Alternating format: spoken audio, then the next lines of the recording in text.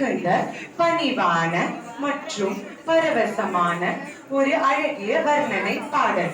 பெருமாளின் திருமேனியின் அழகை பசுமை மலை, பவளம், தாமரை போன்ற இயற்கை உருவங்களுடன் ஒப்பிட்டு பரமத்தின் பரவசத்தை உணர்த்தும் இப்பாசுரம் 4000 திவ்ய பிரபந்தத்தின் ஒரு சிறப்பு பாகம்.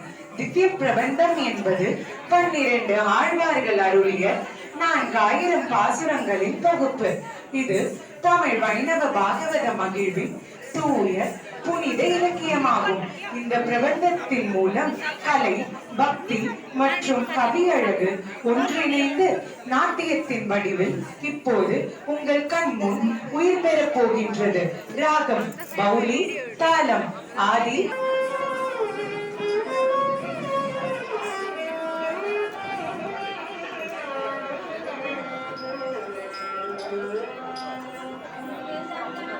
பச்சை மாமலை